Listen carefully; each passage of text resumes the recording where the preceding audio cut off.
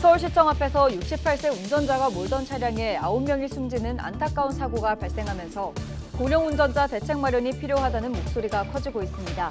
기존 대책 역시 실효성이 떨어진다는 지적이 나왔습니다.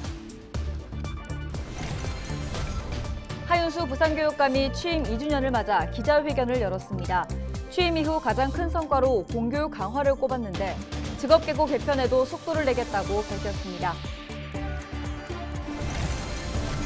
지난달 28일 교장 공모제 미지정 등 악성 민원에 시달리던 부산교육청 장학사가 사망한 사건과 관련해 부산 지역 학부모 단체가 기자회견을 열고 교장 공모제 즉각 폐지를 주장하고 나섰습니다.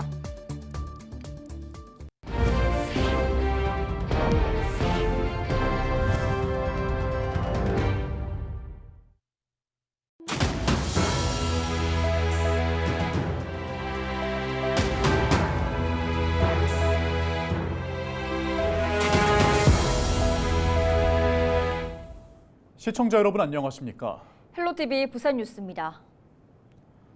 지난 1일 서울시청 앞에서 68세 운전자가 몰던 차량에 9명이 숨지는 안타까운 사고가 발생하면서 고령 운전자에 대한 대책 마련이 필요하다는 목소리가 커지고 있습니다.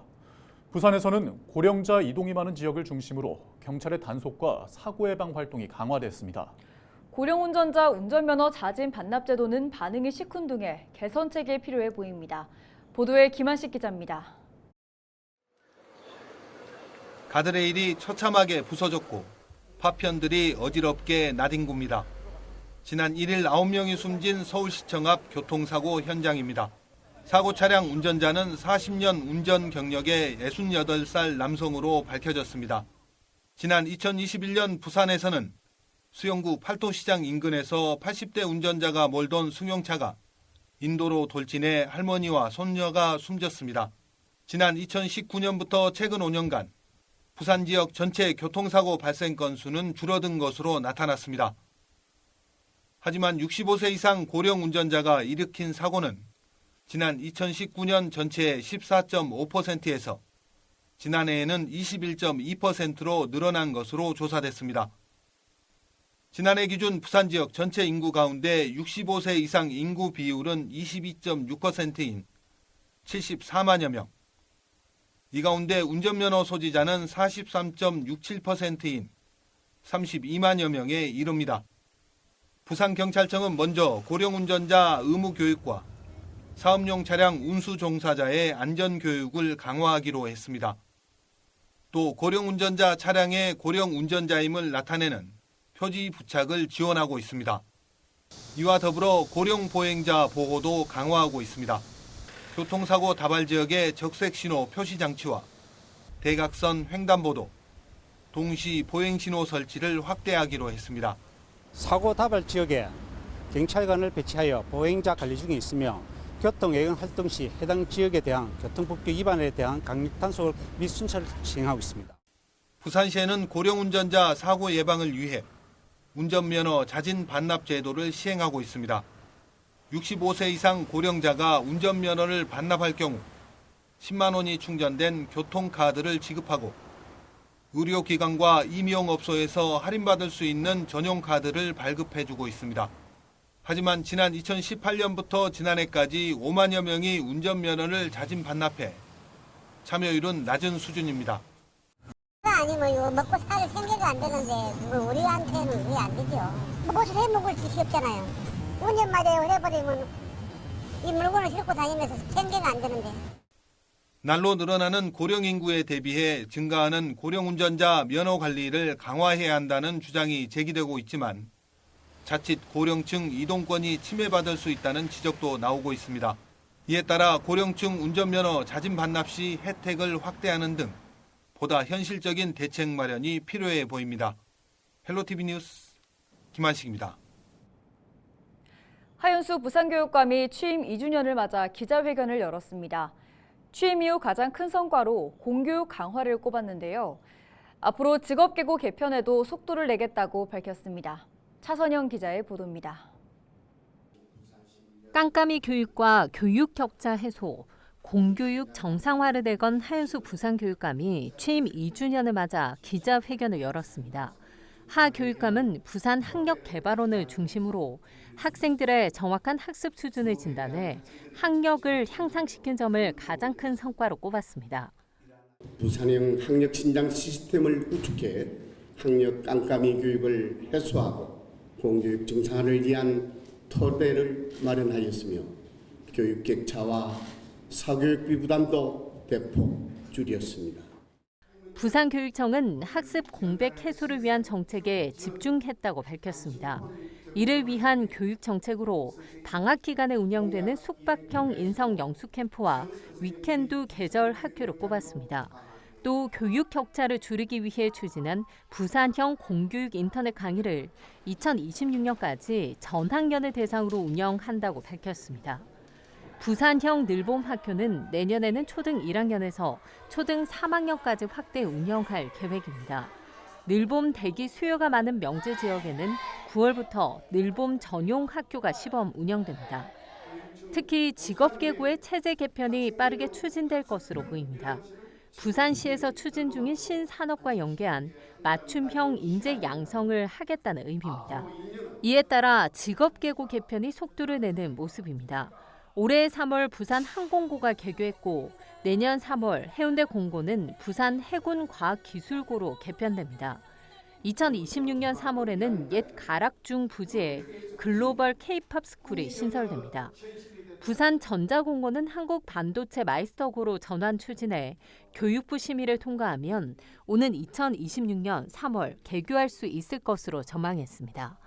2027년 3월에는 부산 항만물류고를 전환 개교하고 동네 원예고는 우장춘 스마트팜 스쿨로 전환해 문을 열 예정입니다. 여전히 80년대의 산업 환경에 머물러 있는 특성화고 체제를 부산의 전략 산업과 신산업 소재 분야로 전면 재구조화하여 지역 산업 수요에 부응하겠습니다. 부산교육청이 지난 2년간 집중 추진한 지역 간 교육 격차 해소 노력에도 이와 관련한 시민들의 정책 요구는 여전히 높은 상황. 공교육 정책을 더 강화하겠다는 계획을 밝힌 가운데 공교육만으로 학생들의 성장을 이끌 수 있을지 부산교육이 시험대에 올랐습니다. 헬로티비 뉴스 차선영입니다. 지난달 28일 교장 공모제 미지정 등 악성 민원에 시달리던 부산교육청 장학사가 사망한 사건과 관련해 부산 지역 학부모 단체가 기자회견을 열고 교장 공모제 즉각 폐지를 주장하고 나섰습니다. 학교를 사랑하는 학부모 모임을 비롯해 20개 부산 지역 학부모 단체는 교장 공모제가 취지와 다르게 교장의 역량보다 정치적 성향이나 인맥이 더 중시되는 결과를 초래하고 있다며 자격도 없이 경력 15년 이상이면 교장이 될 수 있는 교장 공모제 폐지를 촉구했습니다. 이와 함께 부산교육청 장학사 사망 사건의 철저한 진상조사를 요구하고 교육 현장 정상화를 위해 인성교육을 강화해야 한다고 주장했습니다. 부산 북구 빌라 사망 사건과 관련해 60대 남성 피의자 A씨와 40대 피해자 B씨 사이에 반려견 문제로 다툼이 있었다는 주민 진술이 나왔습니다. 경찰에 따르면 B씨는 사건이 발생한 빌라 발코니에서 반려견을 키웠고 아랫집에 살던 A씨와 반려견 냄새 등으로 갈등을 빚었던 것으로 전해지고 있습니다. A씨는 2년 전 이사를 했지만 지인이 살고 있는 해당 빌라에 최근까지 자주 방문했던 것으로 알려지고 있습니다. 경찰은 지난해 반려견 문제로 112에 신고된 내용 등을 파악하고 이들이 갈등을 빚은 정황을 확보했지만 직접적인 범행 동기로 단정하기는 어렵다는 입장입니다. 경찰은 피해자 A씨가 의식불명 상태라 진술을 확보하지 못하는 만큼 주변 수사를 이어갈 전망이라고 밝혔습니다. 부산영상위원회가 2024년 상반기 촬영을 지원한 영화 영상물은 모두 30편으로 지난해 같은 기간 51편에 비해 41% 감소했다고 밝혔습니다. 전체 촬영 일수는 124일로 지난해 같은 기간인 259일에 비해 52% 급감했습니다. OTT 작품 촬영도 5편에 그쳐 지난해 같은 기간 13편에 비해 대폭 줄었습니다. 촬영 지원 규모가 줄어든 이유로 현재 기장 도예촌 외에 부산 내 촬영이 가능한 오픈 세트장이 부족한 점이 주요 원인으로 꼽혔습니다. 중부지방을 중심으로 많은 장맛비가 쏟아지면서 8일 정부도 중앙재난안전대책본부 1단계를 가동했습니다. 특히 경북 안동에는 이날 관측 이래 가장 많은 비가 내렸는데요. 마을이 물에 잠겨 주민들이 고립되는 등 피해도 잇따랐습니다. 서희동 기자입니다. 하천물이 불어 세차게 흘러갑니다. 밭이 침수되고 마을 진입로도 막혔습니다. 7일 밤부터 쏟아진 폭우로 안동시 임동면 대곡리와 위리 일대 마을이 물에 잠겼습니다. 대피 면기 내려졌는데 우리가 해관까지는 올라와야 되는데 물이 차가지고 올라올 수가 없어요. 그래가지고 전화로 이제 이쪽으로 해가지고 이제 노인들인데 전화도 하고 피해라 이래가지고 인명 피해는 없었습니다. 8일 새벽 3시쯤 두 마을 주민 19명이 고립돼 11명은 자력으로 대피했고 8명은 신고를 받고 출동한 소방당국에 의해 구조됐습니다. 이 과정에서 몸이 물에 잠긴 70대 여성이 이웃에 의해 간신히 빠져나오기도 했습니다. 갔는데 물이 이만큼 차더라고. 그래갖고 손을 잡고 내가 우리 집으로 데리고 왔지. 밖으로 나갈 수가 없잖아. 이 길에 물이 많이 내려오니까 이만큼 내려오니까. 그러니까 일단은 죽더라도 조금이라도 올라가야 되니까. 그래갖고 차 위에다가 다 올라가라 그랬지. 대피한 피해 마을 주민들은 이웃 마을회관에 임시로 몸을 피했습니다. 인명피해는 다행히 없었지만 마을로 향하는 도로 곳곳이 부서지고 전신주가 쓰러지는 등 기반시설 피해가 큽니다. 보시는 것처럼 도로 위로 큰 바위가 떨어져 있는데요. 경북 북부 지역에는 하천이 범람하고 토사가 밀려오는 등 곳곳으로 크고 작은 피해가 발생했습니다. 밤새 내린 비로 안동 임동면 외에도 남우면과 와룡면에서 각각 2명, 용상동에서 1명, 영양군 이반면에서 1명이 고립됐지만 무사히 구조됐습니다. 안동은 8일 오후 1시 기준 172.6mm의 강수량을 기록하며 관측 이래 최대 하루 강수량을 넘어섰습니다. 앞으로도 당분간 강한 비가 이어질 것으로 보여 주의가 필요합니다. 9일 새벽부터 아침 사이 대구 경북에 시간당 20에서 30mm 내외의 강한 비가 내리는 곳이 있겠고 10일 새벽부터 오전 사이 다시 강한 비가 내리는 곳이 있겠으니 각별히 유의하시기 바랍니다. 비가 계속되면서 지난해 집중호우로 큰 피해를 본 경북 북부 지역에는 긴장감이 계속 높아지고 있습니다. 헬로티비 뉴스 서희동입니다. 정체전선상에서 동반된 비구름대가 내려오면서 부산과 울산, 경남에는 9일 아침까지 돌풍과 함께 강하고 많은 비가 예보되어 있습니다. 기상청은 9일 새벽부터 10일 밤까지 부산, 울산, 경남에 가끔 비가 내리겠고 잠시 소강 상태를 보일 때도 있겠다고 내다봤습니다. 특히 9일 새벽부터 아침 사이 돌풍과 함께 천둥, 번개를 동반한 시간당 20에서 30mm의 강하고 많은 비가 내리겠다고 전망했습니다. 창원해양경찰서는 오늘 15일부터 다음 달 2일까지 폐허구 불법 투기 예방을 위한 합동 점검에 나섭니다. 해경은 마산지방해수청과 창원시 등 관계기관과 합동으로 폐유와 선접해수, 폐어구의 적법 처리 여부를 집중 점검할 예정입니다. 또 어민들을 대상으로 폐어구 되가져가기 홍보와 함께 불법 투기 관련 설문조사도 진행할 예정입니다. 지난 7일까지 11일간 백스코에서 열린 2024 부산 모빌리티 쇼에 61만 명이 단영한 것으로 나타났습니다. 부산 국제모터쇼에서 이름을 바꿔 2년 만에 개최된 2024 부산 모빌리티 쇼에서는 세계 완성차 브랜드의 신차 공개와 다양한 모빌리티 기기 전시, 체험의 장으로 구성됐습니다.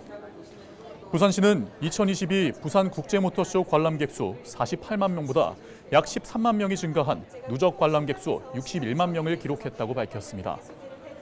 올해 부산 모빌리티 쇼에는 완성차 브랜드 7곳이 참가해 미래형 자동차를 세계 최초로 공개해 눈길을 끌었습니다. 오는 10월 4일부터 6일까지 삼락생태공원에서 열리는 국내 최장수 록음악 페스티벌 2024 부산 국제 록 페스티벌의 2차 출연진이 공개됐습니다. 8일 공개된 2차 출연진에는 일본 펑크록을 대표하는 밴드인 엘르가든과 최근 스페인, 호주, 일본 등 전 세계에서 활약하고 있는 실리카겔, 데뷔 10주년을 맞이한 남매 듀오 악뮤, 부산 출신 싱어송라이터 권진아 등이 포함됐습니다. 1차 출연진에는 영국 레스터 출신의 대표적 록밴드 카사비안과 수많은 인기곡을 보유한 영국 싱어송라이터 엠마리가 대표 출연자로 소개돼 관심을 끌었습니다. 이상으로 뉴스를 마칩니다. 함께해 주신 여러분 고맙습니다.